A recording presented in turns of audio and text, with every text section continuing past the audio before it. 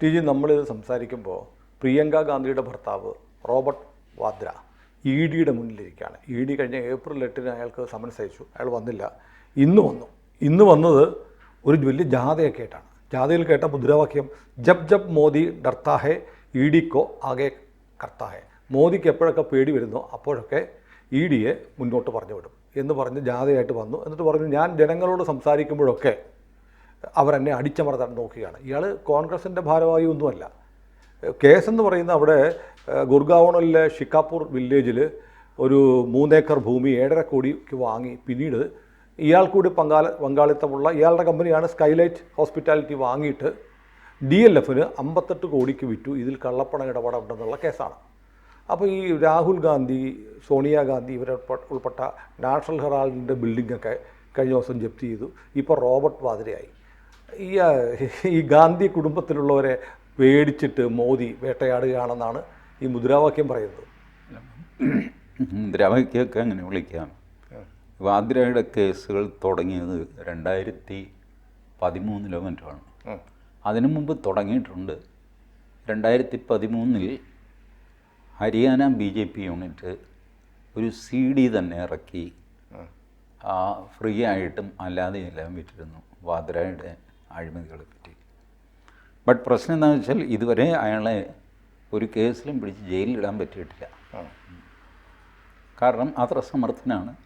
പിന്നെ ED കേസുകളെന്ന് പറയുന്നത് വളരെ നീണ്ടു പോകുന്നതാണ്. ഇപ്പോൾ നമ്മുടെ കരുവന്നൂർ കേസിൽ K. രാധാകൃഷ്ണനെ ഇപ്പോഴാണ് ചോദ്യം ചെയ്തത്. അപ്പോൾ അവർ വളരെ സ്ലോ ആണ്. കാരണം അവർക്ക് ഡോക്യുമെൻ്റ് വേണം. ഡോക്യുമെൻ്റ് ഇല്ലാതെ അവരുടെ കേസ് മുന്നോട്ട് പോകാൻ പറ്റില്ല. ഒന്ന്, ഏതെങ്കിലും ഒരു ക്രൈമിൽ നിന്നുള്ള കാശാണ് എന്ന് പ്രൂവ് ചെയ്യണം. അങ്ങനെ ഒരു കേസ് വരുമ്പോഴേ പിന്നെ EDക്ക് അന്വേഷണം മുന്നോട്ട് കൊണ്ടുപോകാൻ പറ്റുള്ളൂ. അപ്പോൾ ഇപ്പോൾ SFIO കേസിൽ സംഭവിച്ചിട്ടുണ്ട്. SFIO കുറ്റപത്രം കൊടുത്തു കഴിഞ്ഞപ്പോൾ ആ കുറ്റപത്രം ബേസ് ചെയ്യാനായിട്ട് ED ഇപ്പോൾ അപേക്ഷ കൊടുത്തിരിക്കുകയാണ്. ആ കുറ്റപത്രത്തിൻ്റെ കോപ്പി ഞങ്ങൾക്ക് തരണം, അത് വെച്ചിട്ട് ED കേസ് തുടങ്ങാം. അപ്പം ഇങ്ങനെയാണ് EDയുടെ പ്രൊസീജിയർ. അതങ്ങനെ വളരെ പതുക്കെ ഇടയ്ക്കിടയ്ക്ക് ചോദ്യം ചെയ്യും. അപ്പോൾ ആൾക്കാർക്ക് വിചാരിക്കും ഇവർ ഇത്രയും കാലം ഉറങ്ങി കിടക്കായിരുന്നു. ഉറങ്ങുകയല്ല, അവരുടെ പ്രൊസീജിയർ അങ്ങനെയാണ്. അങ്ങനെ ചെയ്താലേ കോടതിയിൽ അത് നിലനിൽക്കുകയുള്ളൂ. അല്ലെങ്കിൽ ആ കേസ് തള്ളിപ്പോകും. സമയം വേണം. ED കേസുകൾ കൂടുതലും തള്ളിപ്പോകും എന്നൊക്കെ പറഞ്ഞൊരു പരാതി ഉണ്ടാകുന്നു. അതുകൊണ്ടാണ് ഇത് കൃത്യമായിട്ട് ലിങ്ക് ചെയ്ത് കണക്ട് ചെയ്ത് അതിന് പറ്റിയ ഡോക്യുമെൻറ്റ്സൊക്കെ ഹാജരാക്കിയാലേ ED കേസ് നിലനിൽക്കുകയുള്ളൂ. അതുകൊണ്ട് അവർ ഒരുപാട് സമയമെടുക്കുന്നു. ഞാനതുകൊണ്ടാണ് പറഞ്ഞ ഈ വാദ്ര, പ്രത്യേകിച്ചും ഹരിയാനയിലെ കേസുകൾ, അത് എനിക്ക് ഓർമ്മയുണ്ട് 2013 തുടങ്ങിയതാണ്. അപ്പോൾ അന്ന് UPA സർക്കാരാണ് ഭരിക്കുന്നത്. ഇവർക്കെതിരെ കേസൊന്നുമില്ല, അന്വേഷണമില്ല, ഒന്നുമില്ലാതെ കിടക്കുകയാണ്. അപ്പോൾ അന്നിത് അഴിമതി ആരോപണം മാത്രമായി. പിന്നെ നരേന്ദ്രമോദി അധികാരത്തിൽ വന്ന് പിന്നെ ഇതിനൊരു പ്രയോറിറ്റി വന്ന് ഇയാളുടെ കാര്യം അന്വേഷിക്കാൻ തുടങ്ങി. അങ്ങനെയാണ് ഈ സാധനം ഇപ്പോൾ ഇവിടെ എത്തി നിൽക്കുന്നത്. ഇപ്പോൾ നാഷണൽ ഹെറാൾഡിൻ്റെ കഴിഞ്ഞ ദിവസം ജപ്തി ചെയ്യാനുള്ള നടപടി എടുത്തു. ജപ്തി ചെയ്തിട്ടില്ല. ജപ്തി ചെയ്യാനുള്ള നടപടി എടുക്കാനുള്ള ഉത്തരവ് കൊടുത്തിരിക്കുകയാണ്. അത് സ്ഥിരമാക്കി. ആ ഉത്തരവ് ടെമ്പററി ആയിരുന്നു നേരത്തെ ഉണ്ടായിരുന്നത്. പക്ഷേ നാഷണൽ ഹെറാൾഡ് കേസിൽ രാഹുൽ ഗാന്ധിയെ 2 തവണയും സോണിയാഗാന്ധിയെ 1 തവണയും ചോദ്യം ചെയ്തിട്ട് നാളെത്രയായി. കഴിഞ്ഞ തെരഞ്ഞെടുപ്പിന് മുമ്പ് മറ്റു ചെയ്തതാണ്, 2019 മുമ്പ് മറ്റാണ്. അവർ ED ഓഫീസിൽ വരും, ഇതുപോലെ വലിയ ജാഥ, വലിയ മുദ്രാവാക്യം, മോദി പേടിച്ചു, അമിത്ഷാ മൂത്രമൊഴിച്ചു എന്നൊക്കെ പറഞ്ഞിട്ട് വലിയ ജാഥയൊക്കെ നടത്തിയതാണ്. ബട്ട് ഇപ്പോൾ വിശേഷമൊന്നും ഉണ്ടായില്ല. ആ പ്രോസസ്സ് അങ്ങനെ പതുക്കെ പോയിട്ട് ഇതില്ലെങ്കിൽ ഇതിനെ അഗ്ലി ഹേസ്റ്റ് എന്ന് പറഞ്ഞ് വിളിക്കും, കുറ്റം പറയും. കാരണം ഇന്ന് റെഡിയായി, നാളെ തന്നെ പോയി ജപ്തി ചെയ്യുന്നു, മറ്റന്നാൾ ലേലത്തിൽ വയ്ക്കുന്നു. അപ്പോൾ ഒരു അഗ്ലി ഹേസ്റ്റ്, എന്താ ഇത്ര വലിയ ധൃതി എന്ന് ചോദിച്ചുകൊണ്ട്. അപ്പോൾ അതുകൊണ്ട് അവരവരുടെ ഒരു പേസിലാണ് ഇപ്പോൾ. പ്രിയങ്ക കൂടെ പോയിട്ടുണ്ട്. പോകണമല്ലോ, അവരുടെ ഭർത്താവല്ലേ, അതിലൊന്നും ദോഷമൊന്നുമില്ല. ഭർത്താവിനോ പിന്നെ പ്രിയങ്കയുടെ അമ്മയ്ക്ക് വേണേൽ പോകാം, അവർക്ക് വയസ്സായി വയ്യാഞ്ഞിട്ടാണ്, അല്ലെങ്കിൽ അവർ പോയേനെ. മറ്റേ പുള്ളിക്കും പോവാം, രാഹുൽ ഗാന്ധിക്ക് പോവാം. പിന്നെ ഇവരെല്ലാം നമ്മളുടെ ഈ KC വേണുഗോപാൽ ഇതുപോലുള്ളവരുടെയൊക്കെ അവരുടെയൊക്കെ നിലനിൽപ്പാണ് ഈ വാദ്ര എന്ന് പറയുന്നത്. അപ്പോൾ ഇവർക്കെല്ലാം പോവാം. ചിലരൊക്കെ പോയി, ചിലർ പോയില്ലെന്നേ ഉള്ളൂ. കാരണം അവർക്കും ഇതൊരു വഴിപാടായിട്ട് മാറുക. EDയെ സംബന്ധിച്ചിടത്തോളം അവരുടെ ജോലിയാണിത്. ഡെയിലി അവരിതിലാണ്. രാഷ്ട്രീയക്കാർക്ക് അങ്ങനെയല്ലല്ലോ. അവർക്ക് ദിവസവും ഇങ്ങനെ ബഹളം വയ്ക്കാനൊന്നും പറ്റില്ല. ദിവസവും ബഹളം വയ്ക്കാനായിട്ട് ആൾ പിന്നെ കുറഞ്ഞു വരും. അല്ല, ഈ ഗാന്ധി കുടുംബത്തിനെതിരെയുള്ള കേന്ദ്ര സർക്കാരിൻ്റെ നടപടികൾ ഇങ്ങനെ കുറച്ചുകൂടെ കടുപ്പത്തിലായിക്കൊണ്ടിരിക്കുകയാണ് മൊത്തത്തിൽ നോക്കുമ്പോൾ. ഈ എല്ലാ കേസുകളും ഒരേ ഗൗരവത്തോടെയാണ് അവരെടുക്കുന്നത്, ED എടുക്കുന്നത്. ഇപ്പം ചില കേസുകൾ വാർത്തയാകും, ചിലത് വാർത്തയാകും. അല്ല, 21-ാം തീയതി മറ്റോ ആകുമ്പോഴത്തേക്ക് രാഹുൽ ഗാന്ധിയുടെ പൗരത്വം സംബന്ധിച്ചുള്ള ഡീറ്റെയിൽസ് ഹോം ഡിപ്പാർട്ട്മെൻറ്റ് കൊടുക്കണം കോടതിയിൽ. അതെ, അതെന്ന് തുടങ്ങിയതാണ്. അത് 2015 തുടങ്ങിയതല്ലേ. 2015 ലോക്സഭയിൽ വന്ന കംപ്ലൈൻ്റാണത്. അതിങ്ങനെ എഴഞ്ഞ് നമ്മുടെ ഇന്ത്യൻ വ്യവസ്ഥയുണ്ടല്ലോ, അതിങ്ങനെ എഴഞ്ഞ് പോയിട്ട് ഇപ്പോൾ 21-ാം തീയതി ഒരാകാശം ഇടിഞ്ഞു വീഴാൻ പോകുന്നില്ല. ആ പൗരത്വത്തിൻ്റെ കാര്യം പരിഗണിക്കാനായിട്ട് അടുത്ത മാസം 37-ാം തീയതി ഒരു കമ്മിറ്റിയെ വെച്ചിട്ടുണ്ട്. ആ കമ്മിറ്റിയുടെ മുമ്പിൽ ഇത് റെഫർ ചെയ്തിട്ടുണ്ടെന്ന് പറഞ്ഞിട്ട് അങ്ങനെ പോവുക. അപ്പോൾ കേന്ദ്ര സർക്കാരിനൊരു താല്പര്യമില്ലേ അത്? താല്പര്യമില്ല എന്നിട്ടല്ല, ഈ ഒരു എന്തിനും ഒരു ടൈമിംഗ് ഉണ്ട്. രാഷ്ട്രീയത്തിൽ ടൈമിങ് വലിയ പ്രധാനമാണ്. അല്ല, മുമ്പ് ചേട്ടൻ പറഞ്ഞെന്ന് ഓർക്കുന്നുണ്ട്, ഈ സുബ്രഹ്മണ്യൻ സ്വാമിയാണ് ഇതൊക്കെ പൊക്കിക്കൊണ്ടുവന്നത്. അതുകൊണ്ട് ചില കേന്ദ്രങ്ങൾക്ക് ഇതൊന്ന് അത്ര പെട്ടെന്ന് വന്നിട്ട് ക്രെഡിറ്റ്. അതൊരു ഇന്റേണൽ പൊളിറ്റിക്സ് ആണ്. അങ്ങനെയുണ്ടോ? It is there, it was there, it will be there. Internal politics എല്ലാ പാർട്ടികളിലും അവനങ്ങനെ നേടണ്ട, ഇങ്ങനെയൊക്കെയുള്ള അതൊക്കെ നിസ്സാരമാണ്. കാരണം കോടതികൾ ഇന്റേണൽ പൊളിറ്റിക്സ് നോക്കിയിട്ടല്ല നടപടികൾ എടുക്കുന്നത്. അതുകൊണ്ട് ഇന്റേണൽ പൊളിറ്റിക്സ് ഉണ്ട്, എല്ലാ പാർട്ടിയിലും ഉണ്ട്. ഇവരൊക്കെ തമ്മിൽ മത്സരം, ഞാൻ മുമ്പേ ഞാനാണ് വലുത് എന്നൊക്കെയുള്ള അത് ഇറ്റ് ഈസ് ദെയർ. അത് ഒഴിവാക്കാൻ പറ്റില്ല നമുക്ക് രാഷ്ട്രീയത്തിൽ, സകല രാഷ്ട്രീയ കക്ഷികളിലും. അതുകൊണ്ട് അതൊരു പ്രശ്നമല്ല, അതൊരു വിഷയമല്ല, അതൊന്നും കേസിനെ അഫക്റ്റ് ചെയ്യുന്നുമില്ല. അങ്ങനെയാണെങ്കിൽ പിന്നെ നാഷണൽ ഹെറാൾഡിൽ തൊടാൻ പാടില്ല മറ്റ് BJPക്കാർ. സ്വാമിയുടെ കേസാണ്, അങ്ങനെ നടത്തിക്കോട്ടെ. അങ്ങനെയല്ലല്ലോ അവർ. സ്വാമിയുടെ കേസിൽ നിന്ന്, അതാണ് ബേസിക് കറപ്ഷൻ കേസ്, ആ കേസിൽ നിന്നാണ് EDയുടെ കേസ് ഉത്ഭവിക്കുന്നത്. സ്വാമിയാണ് EDക്ക് പെറ്റീഷൻ കൊടുക്കുന്നത്, ഇതാണ് പ്രെഡിക്കേറ്റ് ഒഫൻസ്, ഇനി നിങ്ങൾ ചെയ്തു എന്ന് പറയുന്നു. അവരൊരു 6 മാസം അനങ്ങാതിരിക്കുന്നു, എന്നിട്ട് ആക്ട് ചെയ്ത് തുടങ്ങുന്നു. അപ്പോൾ കാര്യങ്ങൾ നടക്കുന്നുണ്ട്. മറ്റേ പൊളിറ്റിക്സ് അത് സാരമില്ലാത്ത കാര്യമാണ്, അതൊന്നും വിഷയമാകുന്നില്ല. അല്ല, ഒരു ദിവസം ഇതെല്ലാം കൂടെ ഇടിഞ്ഞ് ഈ അമ്മയ്ക്കും മക്കൾക്കും മരുമകനും മേൽ വീഴുമോ? അല്ല, അങ്ങനെ വീണ് കഴിഞ്ഞാൽ ഈ ജനങ്ങളുടെ റിയാക്ഷൻ മറ്റൊരു രീതിയിലാവും. ഞാനതാണ് ബേസിക്കലി നമ്മൾ പറഞ്ഞു വന്നതായിരുന്നല്ലോ, ഒരു ടൈമിംഗ് ഉണ്ട് ഒരു കാര്യത്തിന് പൊളിറ്റിക്സിൽ. ആ ടൈമിങ് തെറ്റിച്ച് നിങ്ങൾ ചെയ്തു കഴിഞ്ഞാൽ ഇത് ബാക്ക് ഫയർ ചെയ്യും, തിരിച്ചടിക്കും. ഇപ്പോൾ കേജ്രിവാളിനെ അറസ്റ്റ് ചെയ്തു, മുഖ്യമന്ത്രിയായിരുന്നു, അറസ്റ്റ് ചെയ്തു. ഇയാളെ നമ്മളുടെ ജാർഖണ്ഡിലെ, അങ്ങയുടെ പേരെന്താ? ഹേമന്ത് സോറനെ അറസ്റ്റ് ചെയ്തു. കേജ്രിവാൾ ക്ലിക്ക് ചെയ്തു, ഡൽഹി ഇവർക്ക് പിടിക്കാൻ പറ്റില്ല, മറ്റിടത്തോ തോറ്റുപോയി. പബ്ലിക് സിമ്പതി ഹേമന്ത് സോറൻ്റെ ഭാഗത്തേക്ക് പോയി. കേസ് ഇപ്പോഴും നിലനിൽക്കുന്നുണ്ട്. നാളെ വീണ്ടും ഹേമന്ത് സോറൻ ചിലപ്പോൾ അറസ്റ്റ് ചെയ്യപ്പെടും, ചിലപ്പോൾ ജയിലിലാക്കപ്പെടും, ഒക്കെ ചെയ്യും. കേസിൻ്റെ മെറിറ്റ് അനുസരിച്ച് പോകും. ബട്ട് പബ്ലിക് പെർസെപ്ഷൻ ഉണ്ടല്ലോ, അതിൻ്റെ ടൈമിങ് തെറ്റിക്കഴിഞ്ഞാൽ നിങ്ങൾ പൊളിറ്റിക്കലി സീറോ ആയി പോകും, അധികാരം തന്നെ കയ്യിൽ നിന്ന് പോകും, പിന്നെ ഈ പറഞ്ഞ ഒന്നും ചെയ്യാൻ പറ്റില്ല. ഇപ്പം ചില കാര്യങ്ങൾക്ക് ഇപ്പോൾ എന്നെ സുനിലിനും അറസ്റ്റ് ചെയ്യുന്നത് എപ്പോഴും ചെയ്യാം, പൊളിറ്റിക്കൽ ഫോളോ ഔട്ട് ഇല്ല അതിന്. ബട്ട് പിണറായി വിജയനൊരു സമൻസ് അയക്കുക, കേജ്രിവാളിനെ അറസ്റ്റ് ചെയ്യുക, വാദ്രയെ അറസ്റ്റ് ചെയ്യുക, ഇതിന് ടൈമിങ് നോക്കേണ്ടി വരും. ടൈമിങ് നോക്കിയില്ലെങ്കിൽ പൊളിറ്റിക്കലി വലിയ സെറ്റ് ബാക്കായിട്ട് മാറും. അപ്പോൾ അത് 100% ഈ അറസ്റ്റൊക്കെ നടക്കും എന്ന് ഉറപ്പിച്ച് പറയാൻ പറ്റില്ല. അറസ്റ്റ് നടക്കും, പക്ഷേ അതൊരു പ്രത്യേക സമയത്തേ നടക്കുകയുള്ളൂ. ഇപ്പം ഞാൻ പറയട്ടെ, ഈ ED കേരളത്തിൽ ഇപ്പം ചോദ്യം ചെയ്യണമെന്ന് പറഞ്ഞ് വലിയ ബഹളം വെച്ചുകൊണ്ടിരുന്നതാണ് തോമസ് ഐസക്കിന്. കഴിഞ്ഞ ലോക്സഭാ തെരഞ്ഞെടുപ്പിൽ തോമസ് ഐസക്ക് സ്ഥാനാർത്ഥിയായിരുന്നു. ഹൈക്കോടതി പറഞ്ഞു, ഒരു കാര്യം ചെയ്യും, ഇപ്പം അങ്ങനെ തെരഞ്ഞെടുപ്പ് ഫൈറ്റ് ചെയ്യല്ലേ, അത് കഴിയുമ്പോൾ നിങ്ങൾ അയാളെ വിളിപ്പിച്ചോ.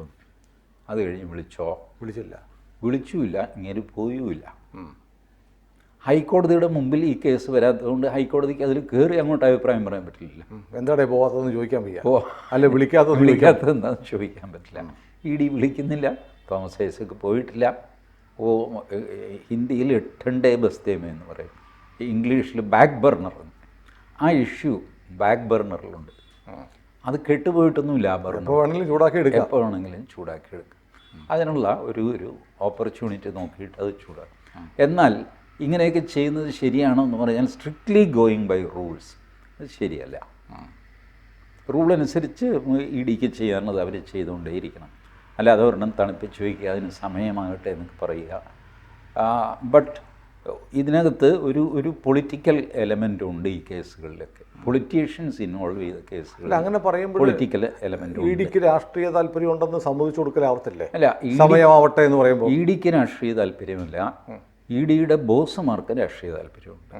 അപ്പോൾ അതിന് ഇ ഡി വഴങ്ങുന്നുണ്ട് എന്നാണോ ചേട്ടൻ പറയുന്നത്? ഇ ഡി ആണെങ്കിലും സി ബി ഐ ആണെങ്കിലും ആരും അബ്സല്യൂട്ട് ഫ്രീഡമുള്ള ഏജൻസികളല്ല. ദേ ആർ റിപ്പോർട്ടിംഗ് ടു, ഇപ്പോൾ ഇ ഡി റിപ്പോർട്ട് ചെയ്യുന്നത് ഫൈനാൻസ് മിനിസ്ട്രിക്കാണ്. ഫൈനാൻസ് മിനിസ്റ്റർ ഒരു പൊളിറ്റീഷ്യനല്ലേ. സി ബി ഐ റിപ്പോർട്ട് ചെയ്യുന്നത് പി എം ഓഫീസിലെ പേഴ്സണൽ ഡിപ്പാർട്ട്മെൻറ്റിനാണ്. പ്രൈം മിനിസ്റ്റർ ഒരു രാഷ്ട്രീയക്കാരനും കൂടിയാണ്. അപ്പോൾ അത് അബ്സല്യൂട്ട് ഫ്രീ ആണ് എന്ന് പറയാൻ പറ്റില്ല. എന്നും അങ്ങനെയായിരുന്നു. അതെന്നും അങ്ങനെയായിരുന്നു. മോദിയുടെ കാലത്ത് മാത്രമല്ല. അങ്ങനെ ആവാനാണ് അത് ഡിസൈൻ ചെയ്തിട്ടുള്ളത്.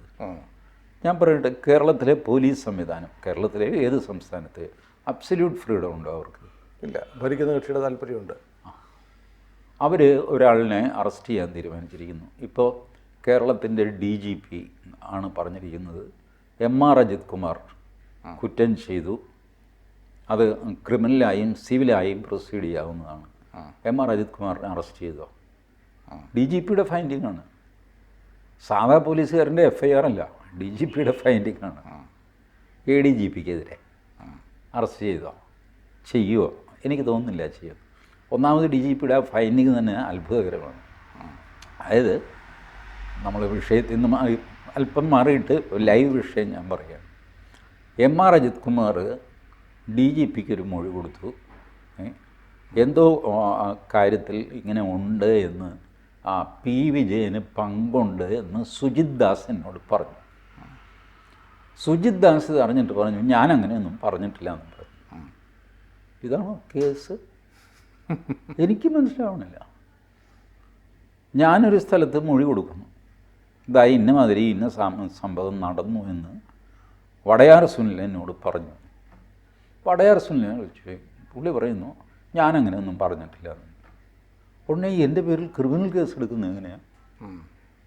ഒന്നുകിൽ ഞാൻ നുണ പറഞ്ഞു, അല്ലെങ്കിൽ സുനിൽ നുണഞ്ഞു. രണ്ടിലൊരു കാര്യം. ഇതിൽ കേസ് എന്താ? ക്രിമിനൽ കേസ് എന്താ? അത് ക്രിമിനലായും സിവിലായും. അപ്പോൾ സംഗതിയൊന്നുമില്ല. ബട്ട് അത് വാർത്തയായി, ബഹളമായി. ഇപ്പോൾ അതൊരു പൊളിറ്റിക്കൽ ഡിസിഷനാണ്. വേണമെങ്കിൽ മുഖ്യമന്ത്രിക്ക് ഒരു FIR ഇട് എന്ന് പറയാം. അല്ല, അപ്പോഴും ചോദ്യമുണ്ട്, എന്തിൻ്റെ അടിസ്ഥാനത്തിൽ? ഇതിനകത്ത് എന്താ ഉള്ളതെന്ന് സബ്സ്റ്റൻസ് ഇല്ലല്ലോ. അതിൻ്റെ FIR ഇടാൻ നിങ്ങൾക്കൊരു സബ്സ്റ്റൻസും വേണ്ടെന്ന്. ശരിയാ. ആ കടലാസം ഉണ്ട്, കാർബൺ വെച്ചിട്ട് ഇട്ട് കഴിഞ്ഞാൽ FIR ആയി. അത് കമ്പ്യൂട്ടറിലാണ്. ഇത്ര FIR ആയി, കേസ് ആയി. വടയാർ സുനിലിൻ്റെ പേരിൽ കേസ് ഇങ്ങനെ പറഞ്ഞു നടക്കും. അപ്പോൾ ഇതിലെല്ലാം ഞാൻ പറയുന്നത് അബ്സല്യൂട്ട് ഫ്രീഡം എന്ന് പറയുന്നതില്ല. ഒരു പൊളിറ്റിക്കൽ ഡിസിഷൻ അതിൻ്റെയൊക്കെയുണ്ട്. അതുകൊണ്ടാണ് ഈ ടൈമിങ് പ്രധാനമാകുന്നതും അതനുസരിച്ച് അവർ പെരുമാറുന്നത്. വെറുതെ ഒരാളുടെ പേരിൽ തെളിവ് കിട്ടി എന്നൊക്കെ പറഞ്ഞിട്ട്, അൺലെസ് ഇറ്റ്സ് എ ഹെയ്നസ് ക്രൈം. ഇപ്പോൾ വാദ്ര ഒരു കൊലപാതകം ചെയ്തു എന്ന് വെച്ചോ, പിന്നെ ടൈമിംഗ് ഒന്നും നോക്കില്ല, അപ്പം തന്നെ പോകും. ബട്ട് ഇത്തരം കാര്യങ്ങൾ, ഈ ഫൈനാൻഷ്യൽ മിസ്അപ്രോപ്രിയേഷൻ ഇതുപോലുള്ള കാര്യങ്ങൾ, ഇപ്പോൾ KM എബ്രഹാം വേണമെങ്കിൽ അദ്ദേഹത്തോട് രാജിവെക്കാൻ പറയാം, അല്ലേ? ധാർമ്മികമായിട്ട് മുഖ്യമന്ത്രി ചെയ്യേണ്ടത് സാഖ്യം.